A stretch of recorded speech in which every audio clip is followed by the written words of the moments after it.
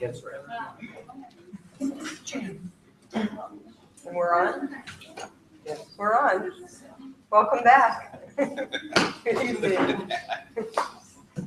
So this is our fourth night in a 5-night lecture series on understanding abortion. What's that? What am I looking at here? I'm sorry. Oh, that's okay. That's a long story. That's no problem. Here I go. So our first night we talked about the pro-choice moral arguments. The second night we looked at the pro-life moral arguments. Last night we had the two sides dialogue. We looked at several different things, which I'll just kind of briefly go over. Overarching all of this has been what I've said every night, that abortion is not a religious issue. It's a human rights issue. There's a lot of religious people that are against many things like slavery, sex trafficking of women and children, and other moral issues. But that doesn't make those issues a religious issue, and abortion is just like that. It is a human rights issue, or it's not a human rights issue, but it's absolutely not a religious issue. And I can't emphasize that enough. Last time we talked about the confusion between being and functioning as a person. Often pro-choice says that the being in the womb is not a person. It's not a person, but it slowly over time and gradually begins to function as a person. And pro-life questions that. It said, how can something suddenly begin to function as a person? A tomato can never begin to function as a person. Only a person can begin to function as a person. And so that's that distinction, that something has to have the being of a person before it begins to function as a person. And by function, pro-choice means rational thought, consciousness, the ability to sort of sense yourself, communication skills, and the desire to wake up tomorrow morning, to continue in existence. So those are what we mean by functioning as a person, and that these things are usually confused. We looked at what are we supposed to do if we're in doubt. If we're in doubt about what we call here the being in the womb, the BIW. Which way of going wrong is worse? Now, this in doubt, what do you mean, are we in doubt? Well, that's what the Supreme Court told us in 1973, that we are in doubt, that we don't know what this thing is. Nobody seems to be able to agree. So who are they to decide? So they said we are in doubt, and while we're in doubt, we'll just assume that it's not a person. So we looked last night at which way of going wrong. Which way of going wrong if we're in doubt? We either deny women the choice, autonomy, and happiness. And that's a terrible thing to do. I mean, pro-choice makes it very clear to us. That's a terrible thing to do. When you're not sure what this thing in the womb is, maybe it's a person and maybe it's a not, and you're in doubt about it, you want to deny a woman choice, autonomy, happiness, desire to direct her future? Like, are you serious? That's a terrible thing to do when you're in doubt. And pro-life wants to say, wait a minute, you're in doubt. What if it's a person? If it's a person, you're going to deny that person life. Life, and Don Marquis talked about your entire future you're taking away from that person. So if we're in doubt, which way of going wrong is worse? Which way of going wrong is worse? And I ask you just to think about that. Ask yourself, which way of going wrong is worse? It's not for me to answer that question for you in this series. It's for you to think about it, and come to an understanding. We talked about when does personhood begin? And the lines that have been drawn through the 40 years is conception, when the being in the womb begins to be able to feel pain, viability, which is the ability to live outside the womb, that's an important point, and birth, which is the point that the Supreme Court decided on, was birth. You become a person at birth. So those are the possibilities of when does personhood begin. So conception, pain, people sort of seem to generally understand, okay, if there's pain, there must be somebody there to feel pain. So that gives you a sense that, okay, somebody might be there if there's pain. If there's viability, we start to think of preemies outside the womb, the ability to survive, and we seem to understand as that's probably, or at least possibly, a person. And then birth is kind of self-explanatory. But this conception thing is a question. And it's done as what we call the conceived question. Did my parents conceive me? Did they conceive me? Or did they conceive something that became me? Did they conceive a biological organism that eventually became me? So did your parents conceive you personally, you there? Or did they conceive a blob of something that eventually developed into you? That's a question. It's a question to ask. It's a question for both pro-life and pro-choice to ask. Pain and viability in birth, those are kind of obvious things that we sort of immediately can understand that those are a place where personhood can begin. Conception is a little tougher. Why would somebody even begin to think that a person could begin, this little teeny tiny dot? Well, how could that possibly be a person? How could that possibly be a person? Other than like, oh, that's what my religion teaches. Well, that's nice if that happens to be what your religion teaches, but is there a reason for it? Is there a reason that all people could look at and say, well, let me think about these reasons? And I offered you 3 reasons last night. One is that at conception, you have a sperm and an egg that are 2 totally different entities, that become one. And when they become one, they're a radically different thing. It's a radically different thing. So it's a break. It's a clear break from 2 entities to 1 entity. That's one reason it's like, oh, something happens here. Okay, something happens here. The other thing that happens is you have 2 things, a sperm and egg, that are both at the end of their life cycles, the very end of their life cycles. An egg lives 24 hours. It's a wonder anybody gets pregnant. An egg lives 24 hours. A sperm can live about 3 to 5 days. And then if they don't get together, they're dead, they're goners, it's all over. That's the end of the story. But then if they come together, this amazing thing happens. This new being, whatever it is, this new being can live for up to 100 years. It's at the very beginning of its life cycle. That's an amazing break. That's a change. That's a shift. And then last thing, the sperm has the DNA of the father, the man. The egg has the DNA of the mother. But when these 2 things come together, you have a totally new and unique DNA, totally unique to that thing. Never before seen again in the universe, never will be there again. Totally unique. And so pro-life says that's a radical break. That's an amazing thing. From then on, there's just a slow and gradual development. Change in size, level of dependency, degree of dependency, and the environment changes. But there's no radical break after that. There's no radical break.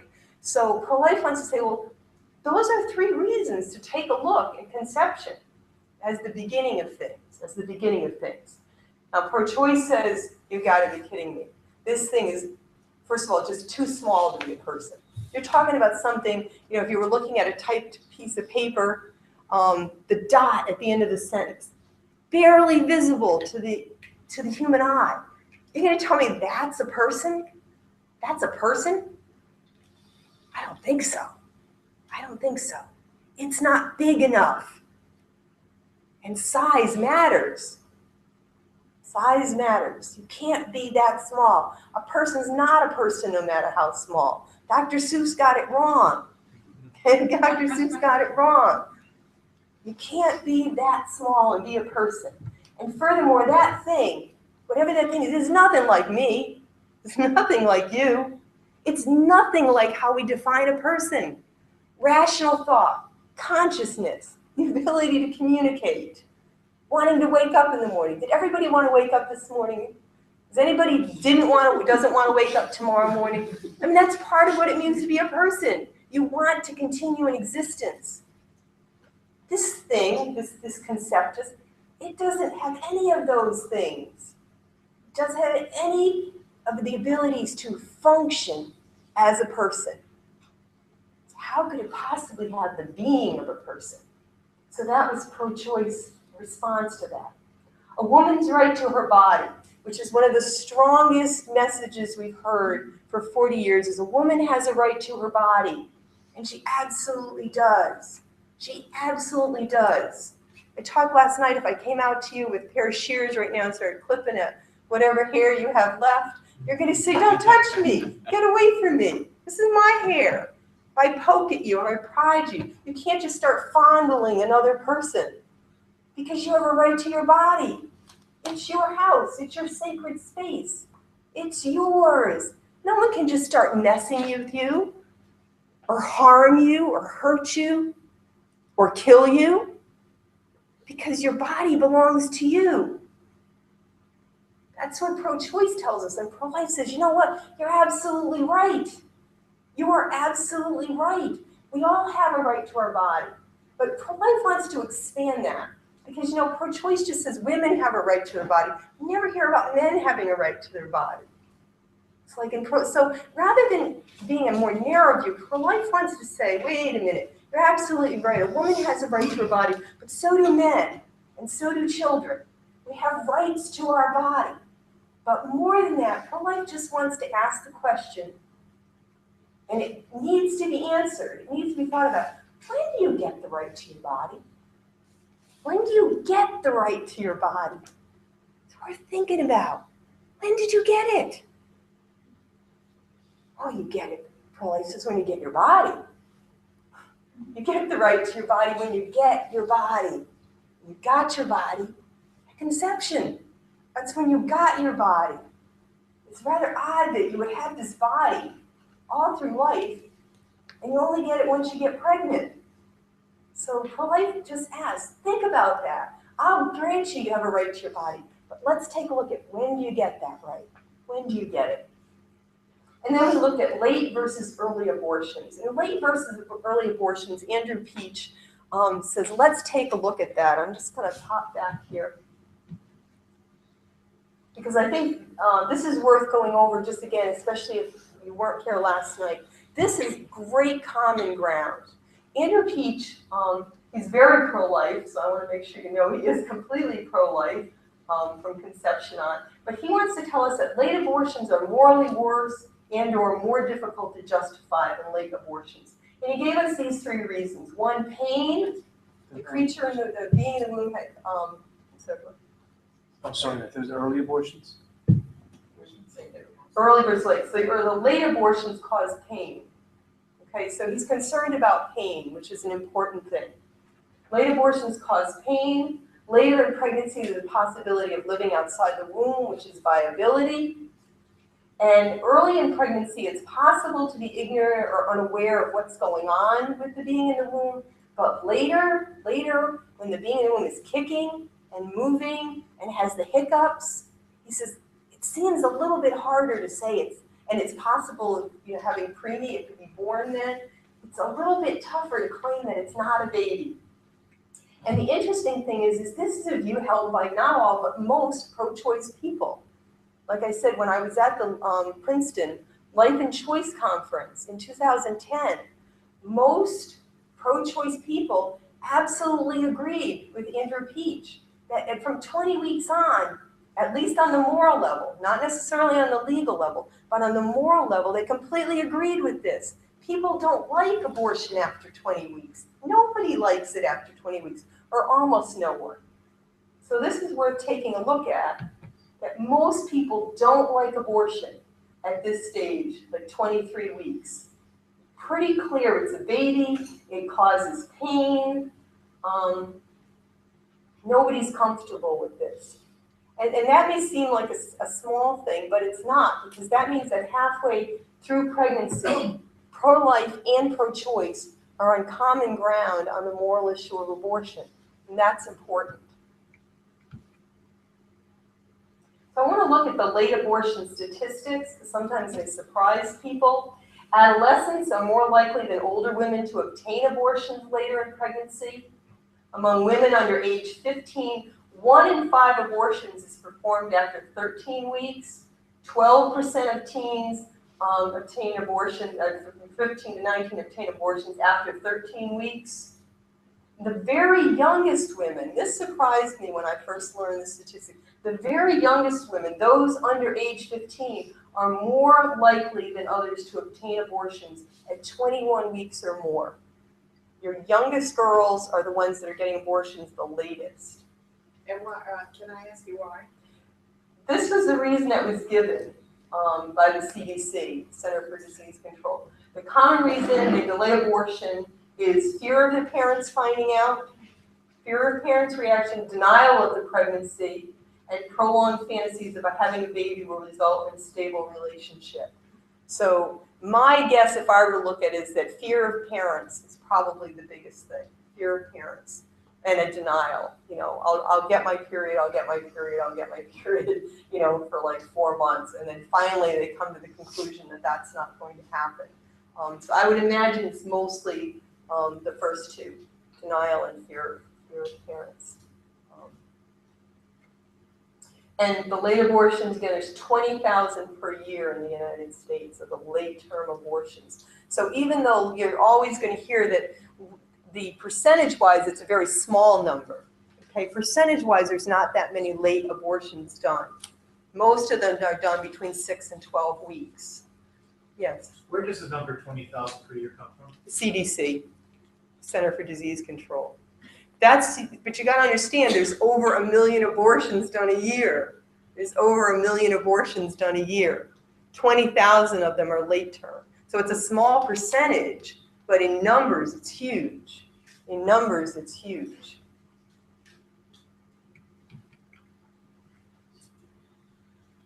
So let's look at, because that's the first thing you always hear in the debate, abortion for the life of the woman. Abortion for the life of the woman. So if the being in the womb is not a person, killing it is morally justified. And I don't think anyone would disagree with that in the sense of if it's just a blob, except for the idea of a potential person. But if at the moment it's just a blob, there's nobody home there, the idea is that certainly for the life of the woman, killing it is morally justified. And even before Roe v. Wade, where there was anything on the books against abortion, it was always acceptable for the life of the mother. Okay? And even if the being in the womb is a person, by the violinist argument that we talked about, Judith Jarvis Thompson, and the quality of life argument for the woman, violinist argument, you have no duty to sustain this thing, absolutely no duty, especially in the case of rape, especially when this person has come into your house uninvited. Not only come in, they've broken into your house and are now eating all your food. You have every right to expel that person. No duty to sustain in this situation. I'm sorry, I'm mixing this up, life of the woman and rape. But life of the woman is they've invited this person in, but if they stick around, you're going to die. You have every right to get rid of that person. Quality of life argument for the woman. She's obviously her quality of life. If her life is in danger, she has every right to have an abortion. Women and girls can and do die from childbirth and pregnancy. There are plenty of other health risks, common and uncommon, that attend upon pregnancy. And Michelle Lee, whose story cited in a book we mentioned earlier, required a heart transplant, which she could not receive while she stayed pregnant, yet doctors at Louisiana State Medical Center denied her the necessary abortion, and therefore also the transplant needed to save her life, because the hospital rules stated that the risk of death from her pregnancy had to be greater than 50% before they could abort. And Sandy Doyle tells us, especially in situations like this, abortion is not a necessary evil. It is a great good. It's great. It's a good. It's not just the lesser of two evils. And partial birth abortion is one of the biggest things that people talk about. The necessity for partial birth abortion is always related to the idea of the life of the mother. It's almost always, that's the reason. We have to have partial birth abortion, because what about a situation like the life of the mother? So you can't stop any kinds of abortions, because what if we have just one woman whose life is in danger? We have to have partial birth abortion, and any form of abortion, but certainly in the late term, you have to have that for life of the mother. So pro-life says, life of the mother. The being in the womb is a person. Being in the womb is a person. And you can't kill person A to save person B. You can't kill one person to save another person. The woman is a full person, absolutely, yes. She has the being of a person and she's functioning as a person. But wait a minute, the being in the womb is a child, and while it's not functioning as a person, it has the being of the person, being of a person, because we know that only something that has the being of a person can begin to function as a person. So there's a person there. So if you're in a coma, or you're under anesthesia, or you're sleeping really soundly, I can't come and take your organs to save my friend who's wide awake and conscious and needs a kidney or a heart. You can't take from one person to give to another. You can't kill one person to save another. You have to treat them equally. You can never kill one to save the other, in either direction, in either direction. You can't kill the mother to save the child. You can't kill the child to save the mother. So what about complications like ectopic tubal pregnancy or uterine cancer? And pro-life wants to say, try to save them both. Try to save them both. What's wrong with that idea? Try to save them both. Well, in an ectopic pregnancy or tubal pregnancy, that means that instead of the conceptus coming down the fallopian tubes and implanting in the uterus, where he or she is supposed to implant, it gets stuck in the fallopian tube. Gets stuck in the fallopian tube. And there's no move, at least the technology so far, there's no moving it or getting it out of there. Okay? And if it stays there, the mother will die very soon. And obviously, if the mother dies, the being in the fallopian tube is also going to die. And so, what are you going to do in this situation? Are you just going to let both of them die? And pro-life says, no, we're not going to let both of them die.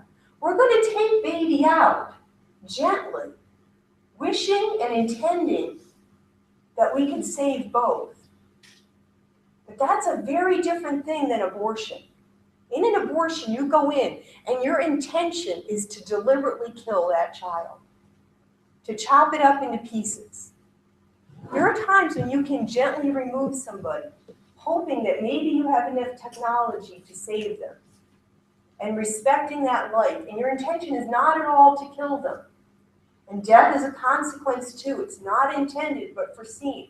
That's entirely different. Death is always intended in an abortion. Death is always intended. A live birth is considered a complication of abortion. A complication of abortion. Yes. Has there ever been a situation where a tubal pregnancy has been saved? No. No. It's too tiny. Right. It's just too tiny.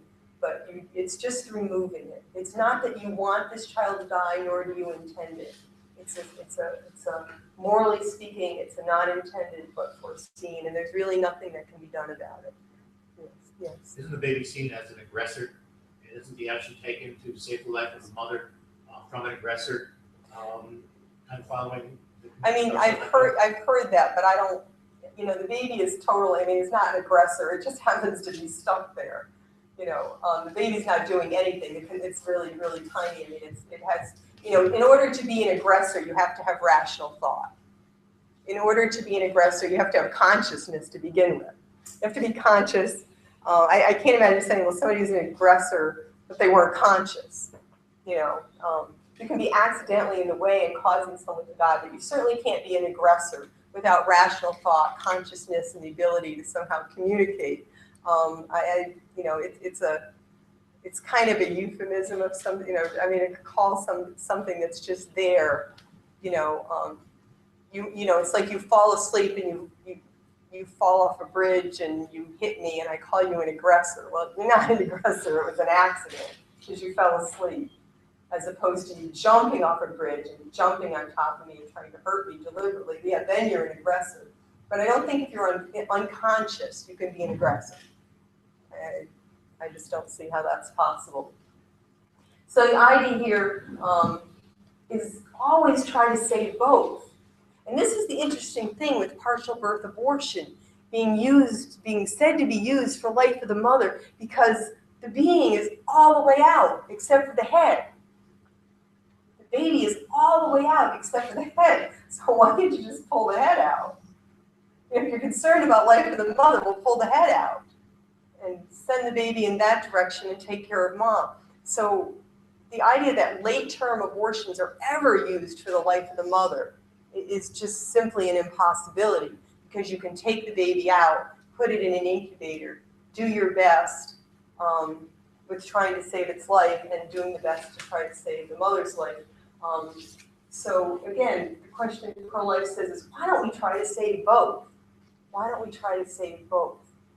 And again, if for any reason you have to remove, then gently remove the child. And again, try to save both.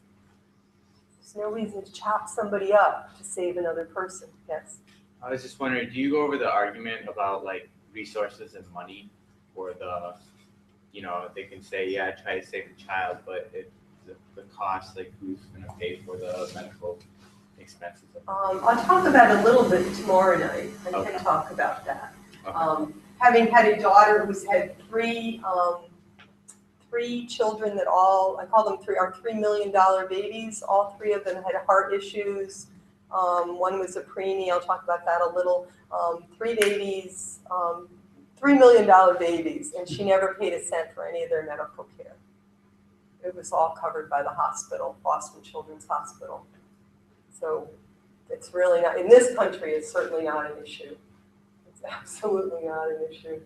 It's all covered for a single mom with no income, or actually even a married mom at the time with no income, or very little income, certainly no income that would cover anything like what was done for her 3 children. It was all covered. It was all covered for all 3 children. Yeah. So it's interesting when we talk about healthcare. Don't get me going. So pro-choice, abortion for rape. Well, this is just, pro-choice this is just a complete no-brainer. Obviously, abortion is justified. Obviously, abortion is justified. The being in the womb is not a person. If it is a person, there's certainly in this case, no duty to sustain the product of rape. Like if there is any time that the idea of is an absolute, hideous, abhorrent thing, it's after rape. If there's ever a time where a woman has a right to decide what goes on in her body and whether she's going to carry to term or obviously abort, this is it. This is it. It really doesn't get much more worse than rape. Quality of life argument.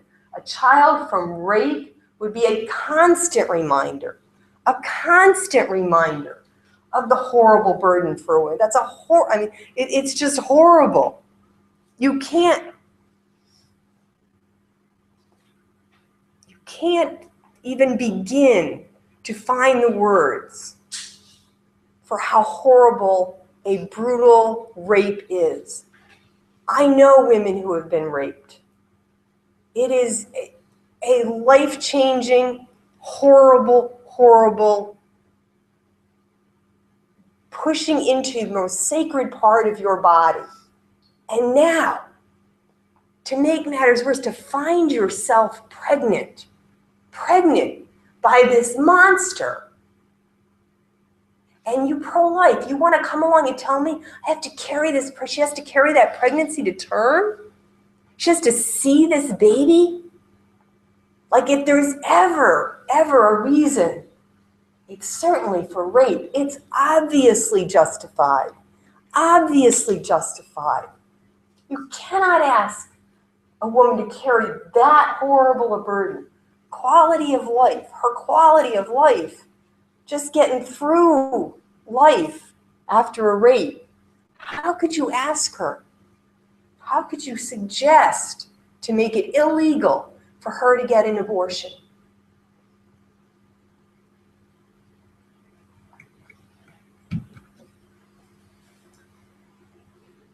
Pro-life doesn't want to in any way minimize the horror of rape.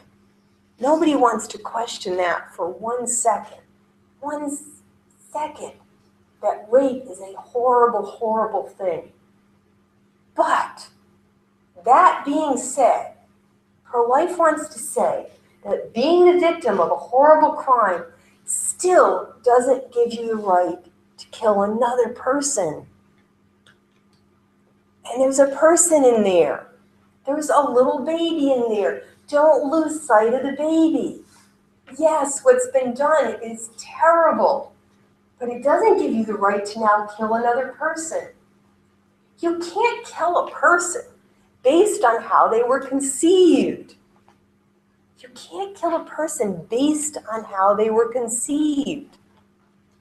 But even more than that, the child may be a reminder of the rape, but so is the rapist. And we don't kill him.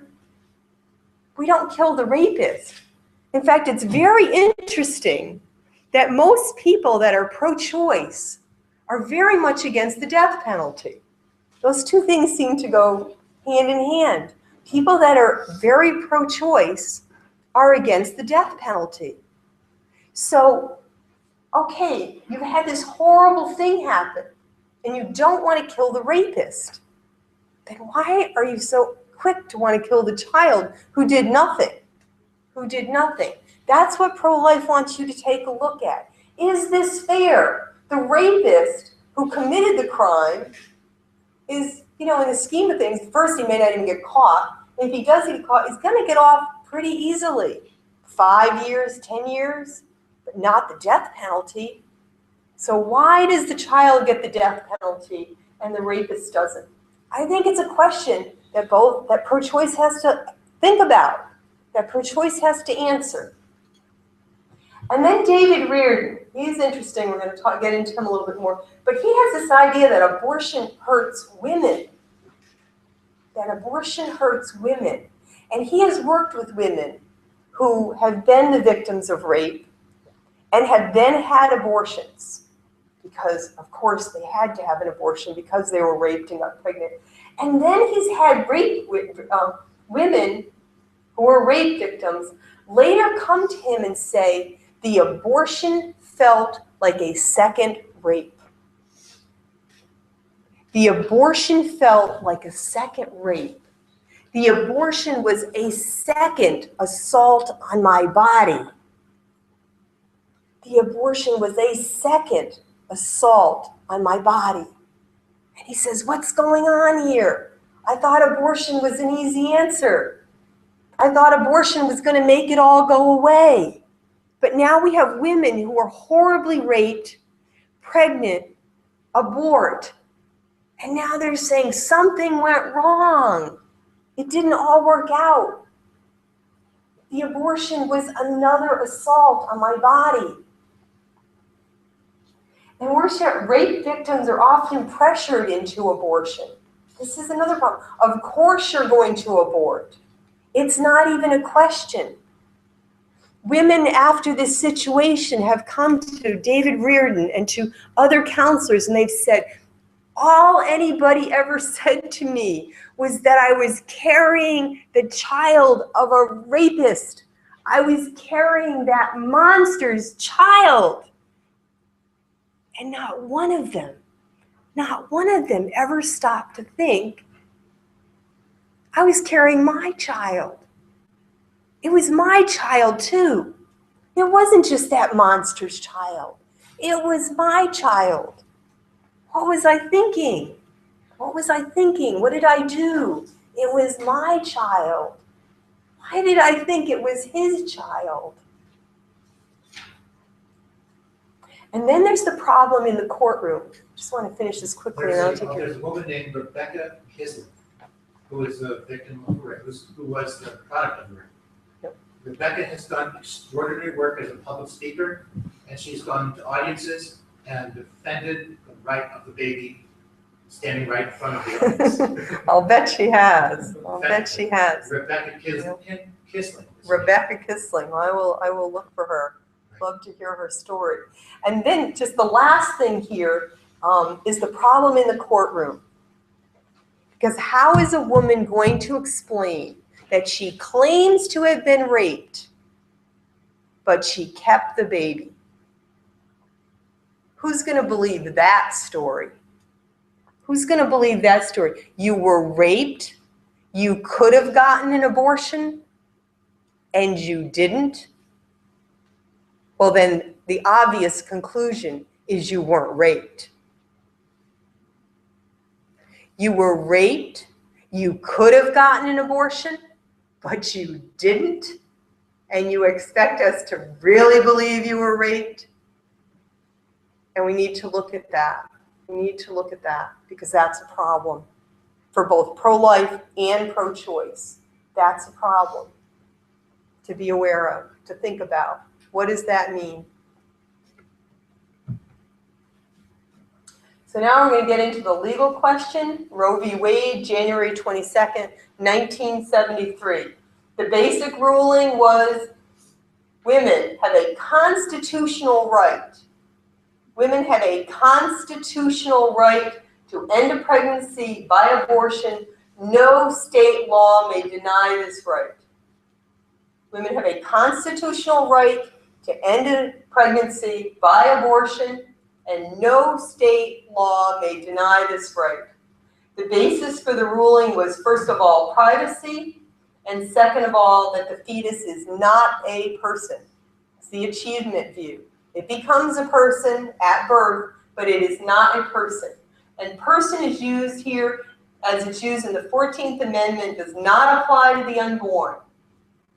Amendment 14, all persons born or naturalized in the United States and subject to the jurisdiction thereof are citizens of the United States and of the state wherein they reside. No state shall make or enforce any law which shall abridge the privileges or immunities of citizens of the United States, nor shall any state deprive any person of life, liberty, or property without due process of law, nor deny to any person within its jurisdiction the equal protection of laws.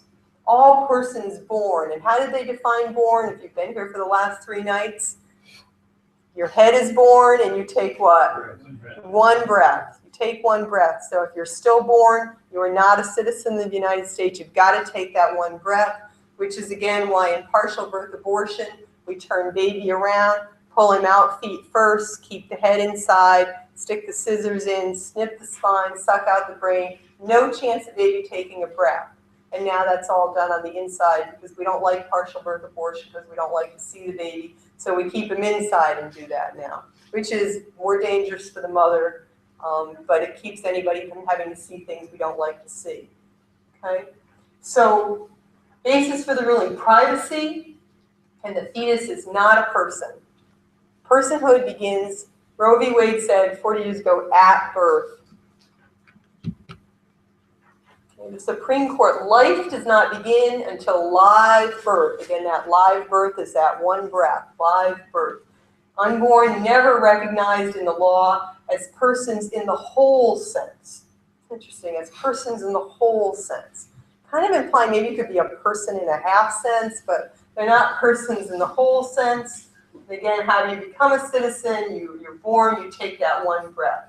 And the Supreme Court said this, we need not resolve the difficult question of when life begins, when those trained in the respective disciplines of medicine, philosophy, theology are unable to arrive at any consensus. The judiciary at this point in the development of man's knowledge is not in a position to speculate as to the answer. We have no idea what the being in the womb is. We are in doubt. And when you're in doubt, you err on the side of not life. Don't assume this is a person. You can shoot at that thing in the woods that you think might be a deer. It could be a person. You don't need to find out. Okay, that's what the Supreme Court told us. We are in doubt. I mean, this is doubt. This is one big question of doubt. So they admitted it's not that we know it's not a person, but we're in doubt.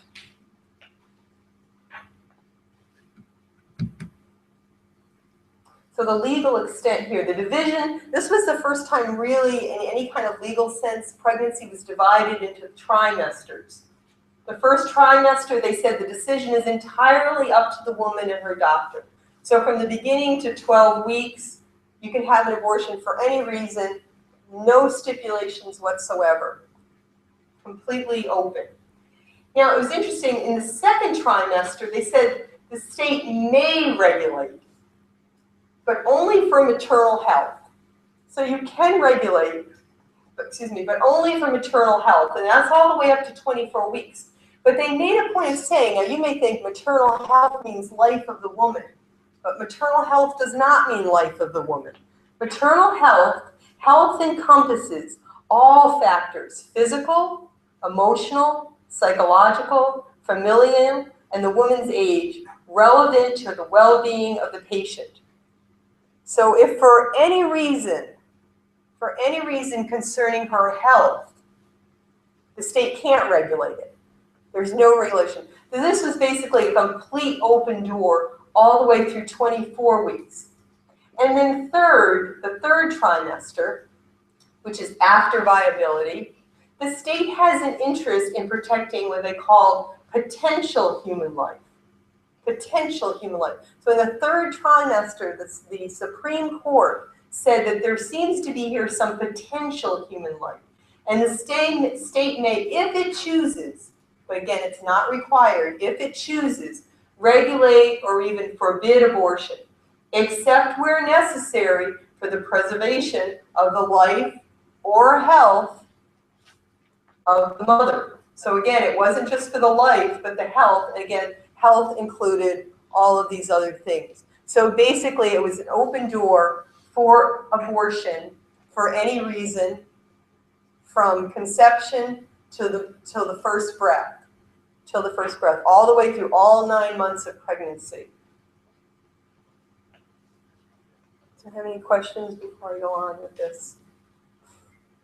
So a lot of people are under the assumption, surprising when we teach this course at the University of Rhode Island in the past, most students believe that abortion is only in the first trimester.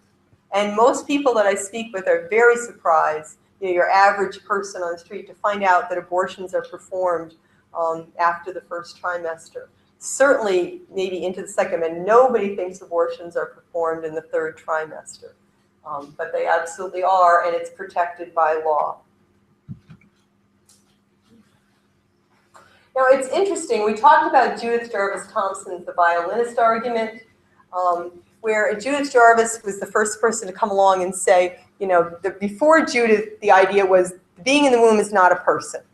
It's a plant, it's some growing blob kind of thing, but it's not a person. But Judith Jarvis Thompson was the first person to come and say, oh, it probably is a person. It most likely is a person. So what? So what? A woman does not have a duty to sustain this person. A woman does not have a duty to sustain the being in the womb, even if it is a person. And the interesting thing is this question of, is the fetus a person? The Supreme Court doesn't like Judith Jarvis Thompson. It's very interesting. The Supreme Court doesn't like Judith Jarvis Thompson. That's not their thinking at all. The Supreme Court did say, if the suggestion of personhood of the fetus is established, the appellant's case, of course, collapses. Roe v. Wade collapses. For the fetus's right to life would then be guaranteed by the 14th Amendment. So the idea that a woman doesn't have to sustain, doesn't have a duty to sustain the being in the womb, even if it is a person, is completely at odds with Roe v. Wade. It's completely at odds with Roe v. Wade. If it's a person, Roe v. Wade collapses. For then, the fetus's right to life would be guaranteed by the 14th Amendment, because the 14th Amendment told us that persons have a right to life, liberty, and the pursuit of happiness. So this is an all-important question, is the fetus a person? Now, at the time of Roe v. Wade, Texas law stated that the fetus is a person, this is pre-Roe, fetus is a person protected by the 14th Amendment. That was the big problem. And at the time, they also said, but abortion is allowed only to save the life of the woman. So they had this exception in there, pre-Roe v. Wade, which is fascinating, because in legal law, you can't kill one person to save another. I can't kill Joe to save Bob. And so there was already a problem in the law that it is a person, but you can kill it to save another person. So we were already having a conflict there. And this is sort of what came up with Roe v. Wade. And Roe v. Wade said, yeah, we have all kinds of problems here, and we can solve this by just saying it's not a person, since nobody can agree. Medical people can't agree. Philosophical people can't agree. Nobody can agree. So we're in doubt, forget the whole thing, it's not a person. But it's important to notice, however crazy you may think this ruling was, that the court did recognize the power of personhood in this statement. They recognized the power of personhood, and that legal abortion would be impossible if personhood was applied to the preborn. And it's right there in the court notes. If the suggestion of personhood of the fetus is established, if we someday establish it, the appellant's case, of course collapses, for the fetus's right to life would then be guaranteed by the 14th Amendment. It's important to take a look at that, because even on the pro-choice side these days, things are changing, which I'll get to in a bit. And there's less and less talk about the fetus not being a person, because now we have so much more medical information.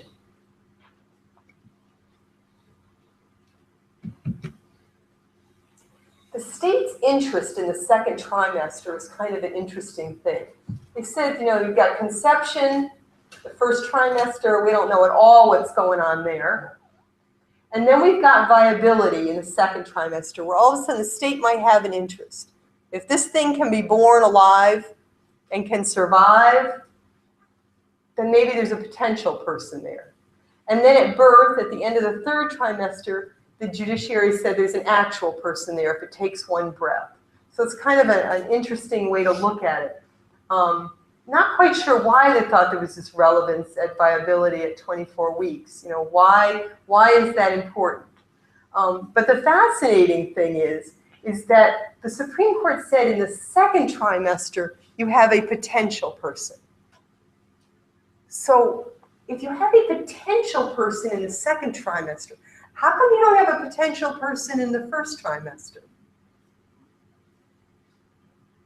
If you have a potential person here and an actual person by the end of there, why don't you have a potential person here? It's just kind of an odd thing that's worth looking at and worth questioning. If it's potential there, isn't it potential here? But this was the ruling of the Supreme Court.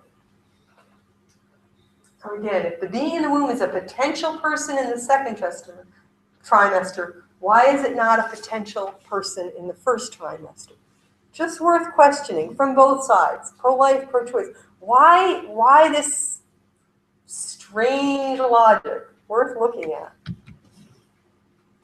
Pro-choice legal. Autonomy. Respect a woman's right to choose. Respect a woman's right to choose. In the law, it's her life, it's her body, it's her choice, it's her future you're messing with. Respect that. Respect a woman's right to choose. And don't impose your views on her. You can have your views. You don't have to have an abortion, especially if you're a man. Who are you to impose your views on her? Your ideas, your thoughts, you're free to have them. You have this autonomy to do what you want with your life. Don't impose your views on hers. Each person has a right to their own opinions and their own actions. That's what it means to be your own person. Don't impose that on other people. Respect for other people. And then there are difficult situations like Maggie, the young woman I spoke about on the first night, who said, in my situation, I came to understand that abortion was the right thing to do. She was just back in medical school. She was going to make a difference in the world. And now she's pregnant. And this pregnancy is going to ruin everything. And in this situation, abortion was the right thing to do. These are agonizing situations, conflicting values and interests, and only the woman herself, only the woman. How dare you go into that place, that private, sacred space? Only the woman herself can make that personal, private decision. Only the woman herself. And then most important of all, says pro-choice legal. This is the legal issue. Keep abortion safe and legal. Keep abortion safe and legal. Do you want to, Rhonda, could you pass out those brochures? The other day we passed out the Life or Death brochure, which is kind of the brochure that the pro-life side is known for. And maybe pro-choice people were very happy when that got passed out. But it's very important. There's two sides to this issue, and it's important to look at both sides. And so pro-choice also has a brochure. And it says, do you want to return to the butchery of self-induced or back alley abortions? No. We want to keep abortion safe and legal, and we want no return to back alley horror. The government must protect the right of a woman to choose abortion. The government must protect the right of a woman to choose abortion, or this is what we're going to go back to. This is what we're going to go back to. Pro-choice legal says the government should not be neutral. Not only should the government not be neutral, the government cannot be neutral. Inside this, we find the statement, criminal and self-induced abortions in the U.S. once numbered over 1 million a year because desperate women will go to any length to secure an abortion, even if it means facing death, maiming, or criminal penalty. Whenever the right to legal abortion is restricted, women are forced to go underground butchery. Do you want to go back to this? Pro-choice legal says to us, keep abortion safe and legal so we don't go back to back alley horror. We don't go back to back alley horror. The government must protect the right of a woman to choose, and the government cannot be neutral. Cannot be neutral in this matter.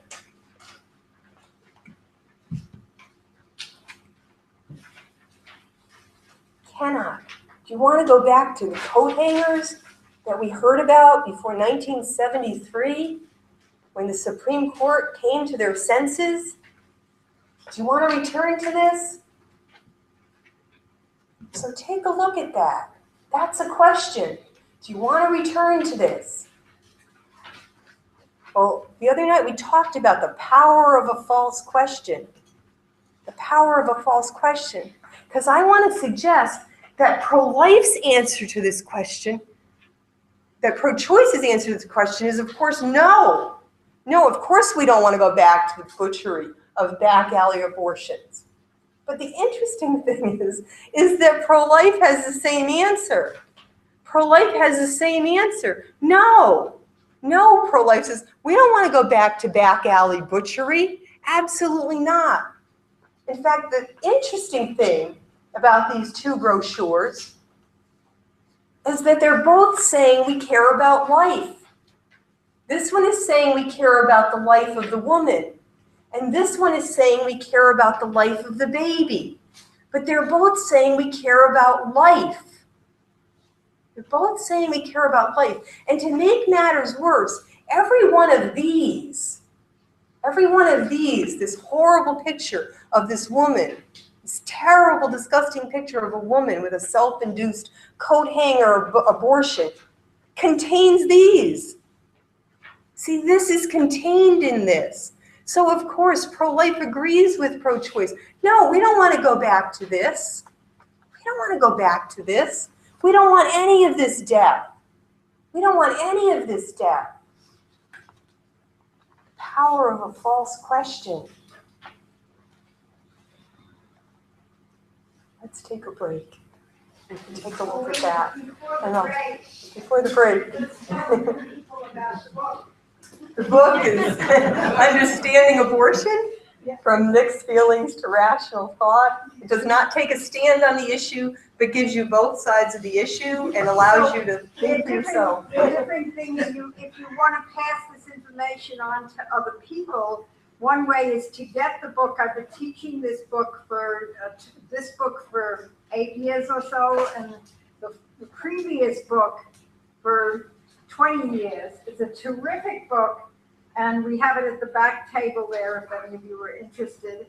Or you can get the YouTube of this, and that is YouTube Holy Apostles with no dot, EDU. If you put in the dot, you can't get it. All over. So it's Holy Apostles EDU. So YouTube Holy Apostles EDU, and apparently 100 people are watching this thing.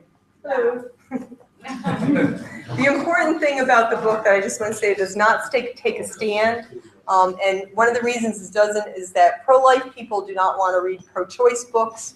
Pro-choice people do not want to read pro-life books. It's like never, nobody's dialoguing. And so what I've done here in this lecture series, and we've done at the University of Rhode Island in the past in the ethics course, is to present both sides of the issue, the strongest arguments on both sides of the issue, and let you think for yourself. Let you think for yourself. Look at the arguments. Allow the two to both answer questions like the conceived question. And then come to an understanding based not on mixed feelings, but on rational thought. And that's the hope. Let's take a 5-minute break and we'll reconvene. Thank you.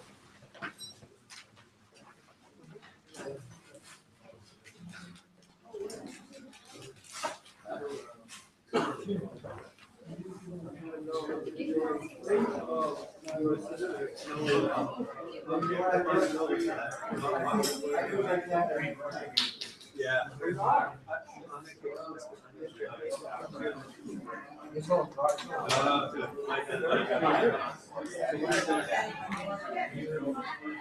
Yeah, that's separate. I mean, these. The thing is, like, where did they get this, that number? They said that, 1 million people were doing this beforehand.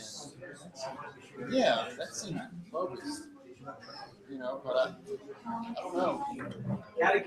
Maybe, they said a year here. Yeah. I read 1977.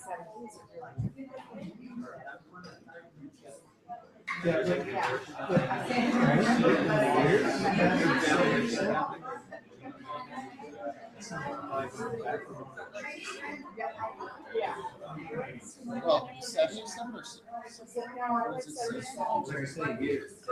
well, this was before, I guess. Yeah, but they wanted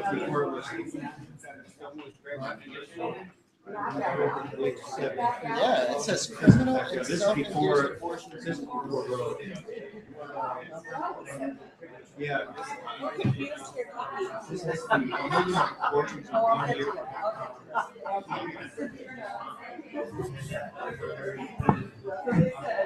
That seems okay. It's hard to believe that.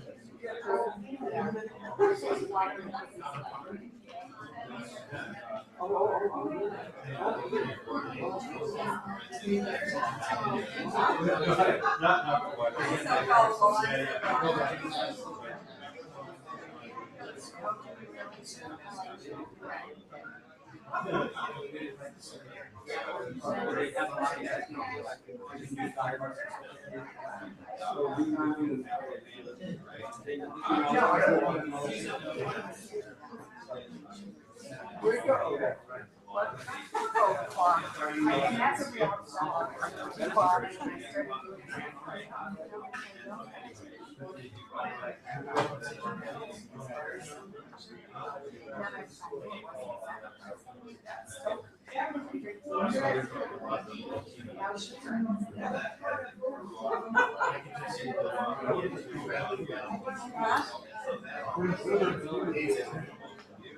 For you?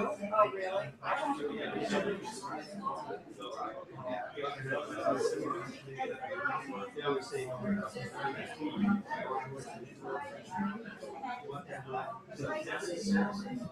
Where are you? The second.